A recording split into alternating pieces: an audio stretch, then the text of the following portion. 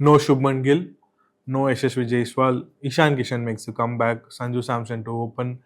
Rinku Singh makes a comeback.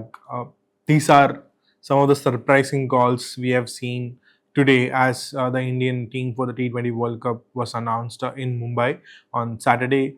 Hello and welcome to yet another episode of Fours and Sixes. In this episode, this is me, Gomesh. We'll break down the Indian squad, what happened, why Gill was left out, what is the logic behind Ishan Kishan coming in, and a lot more. The biggest news in Indian cricket today is obviously Shubman Gill being dropped from the squad for the T20 World Cup.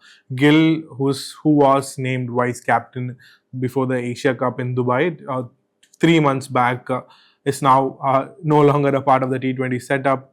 For the T20 World Cup, at least, with Akshar Patel being named vice captain to Surya Kumar Yadav, and this comes on the back of series of chances not being able to make a count, and then questions raised over Gill's place because he came in and took the place of Sanju Samson, who had established himself at the top with Abhishek Sharma as these two aggressive openers who want to win the power play.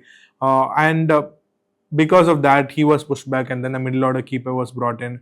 But by and large, even though Gill did not, do as badly, but he did not, mistake his claim to this spot as well, or do enough to stake a claim at the spot. But none of the reasons that we speak here was given. The reason that Chief Selector Ajit Agarkar and Captain Suryakumar Yadav gave at the press conference was that it is purely based on the combinations and putting the best team out there to defend the T20 World Cup title. Gill was also, missed out on the team for the 2024 T20 World Cup. He was not a part of the team then as well. After having a good IPL, and it was Yashasvi Jaiswal who did not play a game, who was a backup opener. Now there is no Yashasvi Jaiswal as well as Gill. Here, the thinking, according to the captain as well as the chief selector, comes from the fact that they want a keeper who can open the batting, who can bat in the top order, which allows them to have additional batting depth in terms of all-rounders and finishers going down the order. So essentially, which is why Sanju Samson retains his place. Samson retains his place at the top with Abhishek Sharma. And as a result, when Gill goes out, the byproduct of Gill coming in, Jitesh Sharma, the middle order keeper batter, also goes out. Now, with Gill and Jitesh out of the mix, in comes Ishan Kishan. What a story for Ishan Kishan as well. A massive comeback story, a great redemption arc from scoring ODI double hundred 1 year and then being a part of the Indian team regularly, and then the controversies around his quote unquote attitude, and then his mental fatigue. He wanted a break. A lot of controversies happened in late 2023, early 2024, and Rahul Dravid and Ajit Agarkar were working with him. And then he was dropped. He's not been a part of the team since. He made a comeback in the domestic circuit, and now he led Jharkhand to the Syed Mushtaq Ali title only 2 days ago, and the reward is now there to see. He is now a part of the T20 World Cup team. He will be the backup keeper for Sanju Samson.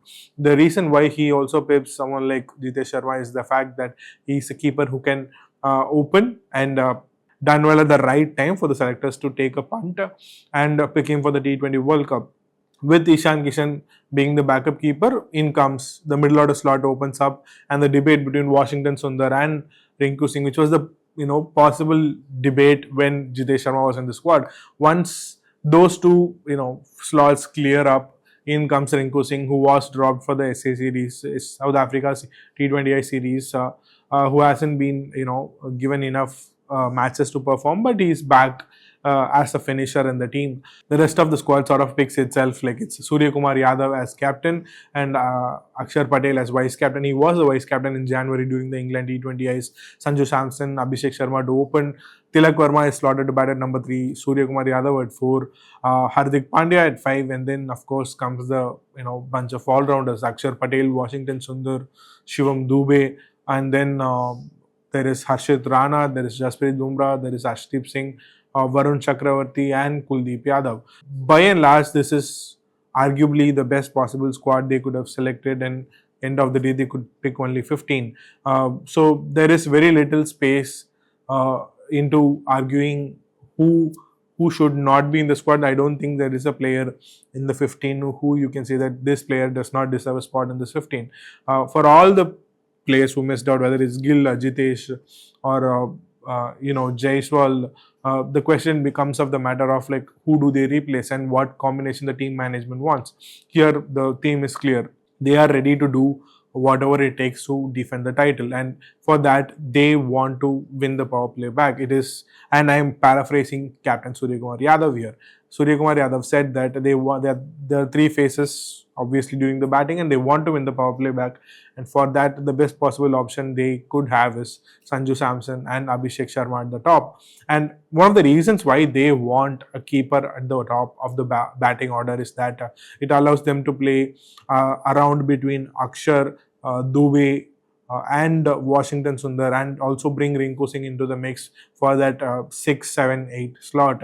Any two or three of the four could be in the mix, which allows them to, and that could only happen if they have a keeper at the top, which sort of makes sense in an argument, but it also makes one wonder what the last 3 months meant.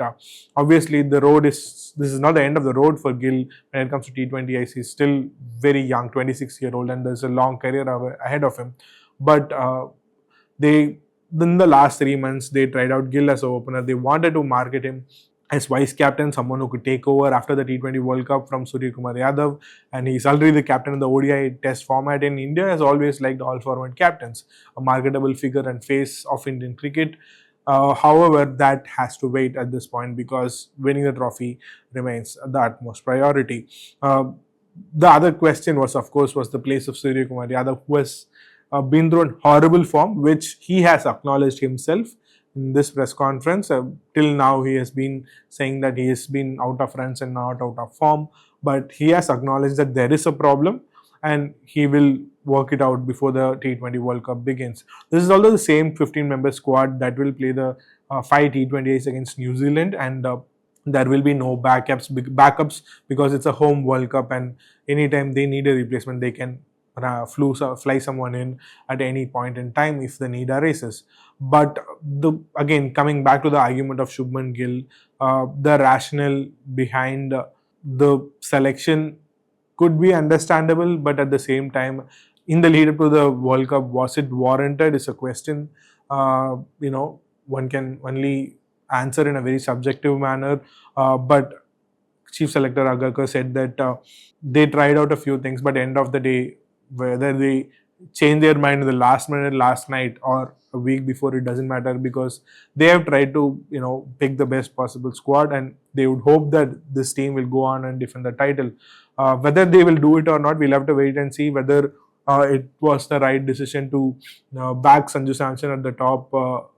He had a good knock in Ahmedabad last night, but a lot of things, last minute calls, a lot of things are based on instincts and the combinations and strategies they want to bring to the table. India start their campaign against United States in Mumbai on February 7, and they would hope to be in Ahmedabad by the time March 8 comes along. But this is a long tournament. Anything could happen in between. And we'll have to wait and see how this all works out. And there is also a 5-match series before that against New Zealand. But for now, Gill has to wait, and Gill has to earn his time back in the T20I setup. And it will be interesting to see how this team goes, and who does what in the World Cup will also determine what lies ahead for the likes of Jaiswal and Gill and everybody else in the T20 setup, and where they come down in the pecking order. But for now, India have announced their squad. And what do you think of Shubman Gill's exclusion? What do you think of Rinku Singh coming back? Is Samson and Abhishek the pair to take India all the way at the top? And do let us know in the comments what are your thoughts on the squad. Is it too late to be making these kind of selections, or is it a case of better late than never to course correct before the tournament that matters comes along? Please let us know in the comments. But for now, Surya Kumar Yadav is the captain, Akshar Patel is the vice captain, and there is no Shubman Gill in the T20 World Cup squad for India.